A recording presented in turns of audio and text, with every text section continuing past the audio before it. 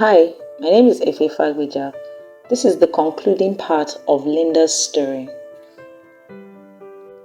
I was 26 when I married Charles. I was working in a bank, which had been my lifelong dream because I saw that bankers earned a very comfortable income. Charles was a good man, very responsible and caring. We dated for 2 years before getting married. It was obvious that he put in more of the heart and emotions to our relationship than I did. I liked him a lot, but I could not completely let my guard down with him, and I was somewhat detached. He always looked past my irritable attitude and leaned over backwards to accommodate me.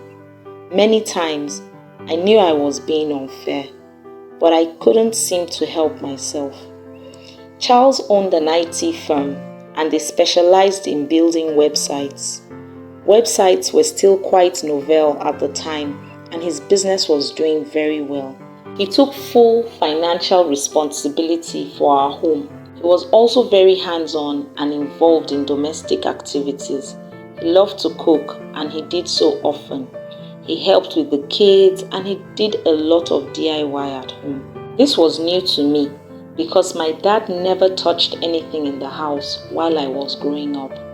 I knew that in Charles, I had a good man who deserved to be appreciated in every way.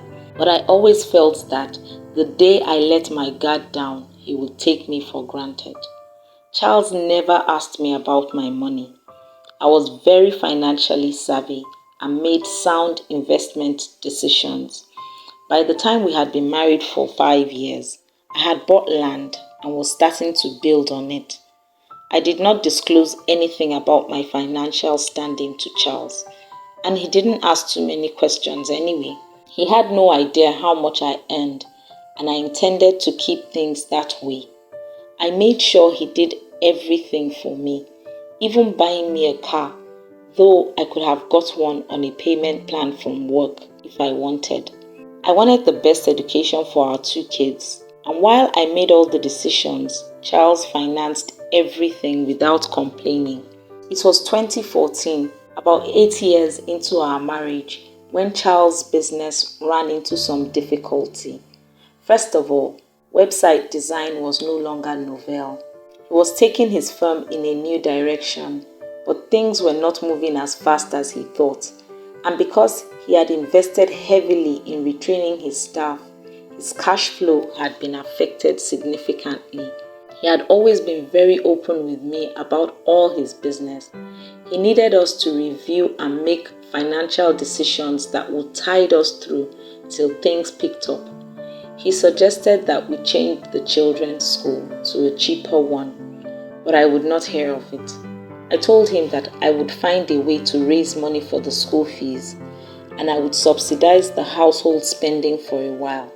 He thanked me profusely.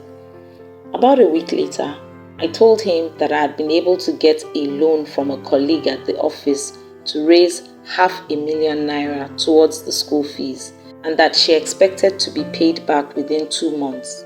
He said it would be tight, but he was grateful that I bought him time. The truth was that the money was from my savings, but I had no intention of letting him know that. About 6 weeks later, I started putting pressure on him to refund the money. He didn't have it, and I agreed to speak with my colleague to give us 1 more month.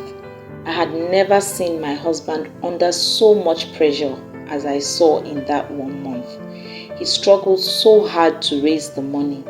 At a point, I felt so sorry for him that I wanted to tell him the truth, but I felt it would hurt him too much, so I kept up the game. At the end of the month, he was only able to raise ₦400,000, and I played up my anger to the point that he offered to talk to the creditor. I flared up and told him he would be embarrassing himself and me, and he agreed. It was hard keeping up the act, but there was nothing I could do now.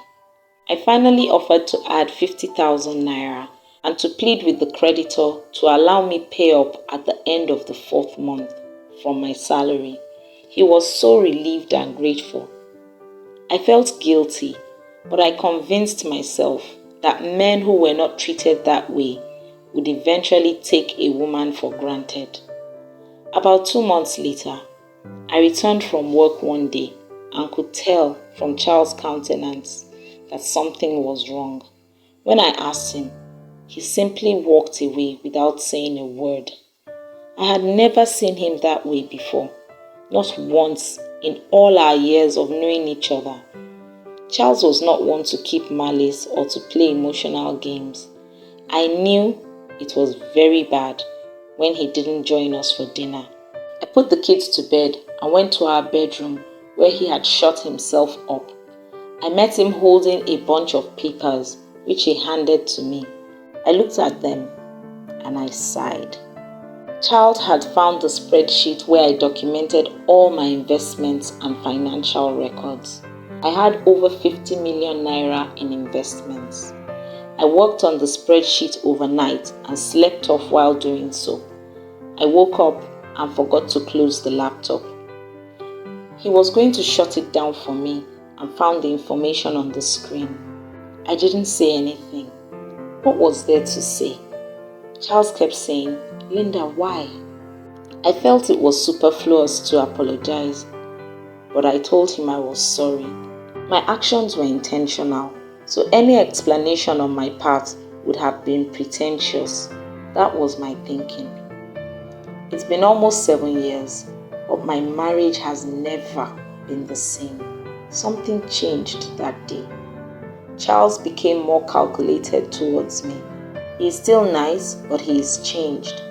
The worst part of things, in my opinion, is that I still feel justified in what I did. I did not become more open with Charles. Rather, I removed my needs from the family budget and let him take care of the rest. I feel bad for hurting a good man, but what if he had been someone like my dad? Nothing has really changed for me emotionally, but Charles was obviously deeply affected, especially by my lack of remorse. Our one-sided friendship is practically dead now.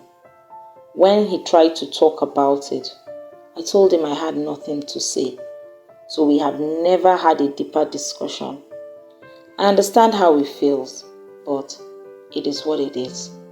What do you think about Linda's actions? Was she justified, or did she take things too far? Please share your thoughts in the comment section.